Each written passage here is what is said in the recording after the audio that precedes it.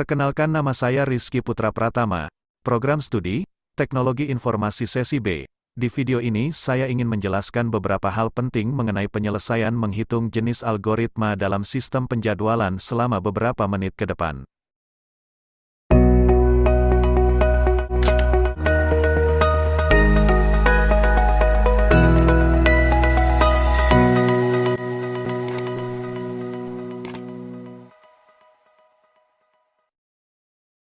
Penyelesaian kasus menghitung jenis algoritma dalam sistem penjadwalan, algoritma First Come First Serve, FCFS, merupakan algoritma penjadwalan yang paling sederhana yang digunakan CPU. Dengan menggunakan algoritma ini, setiap proses yang berada pada status ready dimasukkan ke dalam FIFO queue atau antrian dengan prinsip first in first out, sesuai dengan waktu kedatangannya dan proses yang tiba terlebih dahulu yang akan dieksekusi.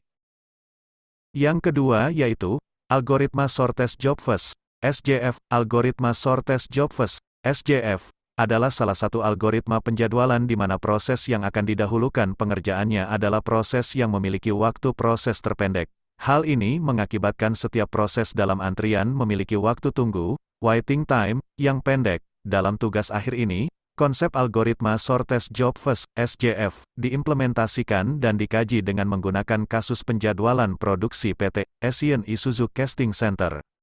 Selanjutnya, algoritma Shortest Job First terbagi menjadi dua jenis. Yang pertama ada Shortest Job First Scattling Non-Preemptive, berarti CPU tidak memperbolehkan proses yang ada di ready queue untuk menggeser proses yang dieksekusi oleh CPU meskipun proses yang baru tersebut mempunyai burst time yang lebih kecil. Dan yang kedua, Shortest Job First Scheduling Preemptive, yaitu salah satu algoritma penjadwalan yang mengalir proses secara berurutan. Dalam algoritma ini, setiap proses akan mendapatkan waktu dari CPU yang kita sebut dengan time quantum.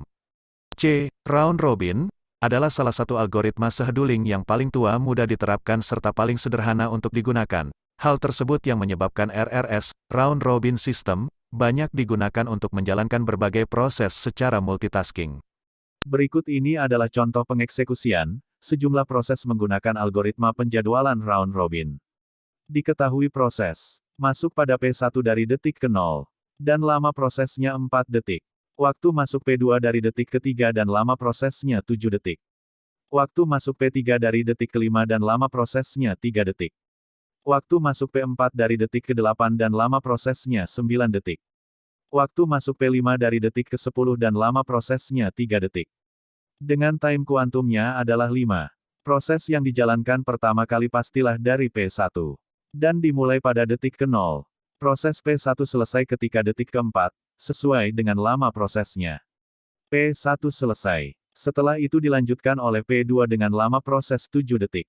Karena kuantumnya hanya 5 detik, maka proses P2 hanya akan berjalan selama 5 detik.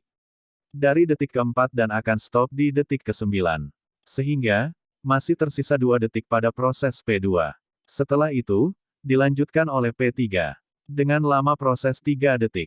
P3 akan mulai dari detik ke-9 dan berhenti pada detik ke-12.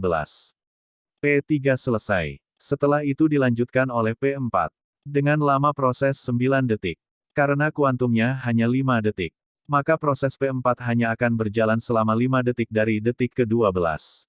Dan akan stop di detik ke-17. Sehingga masih tersisa 4 detik pada proses P4. Setelah itu dilanjutkan oleh P5 dengan lama proses 3 detik. V5 akan mulai dari detik ke-17 dan berhenti pada detik ke-20. P5 selesai. Apabila sudah mencapai proses terakhir, maka proses yang sebelumnya masih belum selesai akan dijalankan kembali sesuai dengan urutannya tadi. Jadi, proses selanjutnya adalah P2 dengan sisa lama prosesnya 2 detik. P2 akan mulai dari detik ke-20 dan berhenti di detik 22. P2 selesai. Setelah itu dilanjutkan oleh P4 dengan sisa lama prosesnya tadi 4 detik. P4 akan mulai dari detik ke-22 dan berhenti pada detik ke-26. Dan P4 selesai. Dengan begini semua proses sudah selesai. Beginilah penjadwalan proses yang terjadi pada round robin. Selanjutnya menghitung waktu tunggu pada setiap proses. Caranya yaitu, waktu selesai dikurang lama proses dikurang waktu masuk. Jika ingin menghitung waktu tunggu untuk seluruh proses maka jumlahkan waktu tunggu pada setiap proses. Dan dibagi jumlah proses. Berikut ini adalah hasilnya yaitu 32/5. Selanjutnya adalah cara menghitung TH atau tune online. Caranya yaitu, waktu tunggu ditambah lama proses. Jika ingin menghitung TAT untuk seluruh proses, maka jumlahkan waktu tunggu pada setiap proses. Dan dibagi jumlah proses. Berikut ini adalah hasilnya yaitu 58/5. Itulah tadi pembahasan tentang apa itu round robin. Dan bagaimana proses penjadwalan yang terjadi pada setiap prosesnya. Semoga bermanfaat. Mohon maaf apabila terdapat kesalahan demikian dari saya. Wassalamualaikum warahmatullahi wabarakatuh.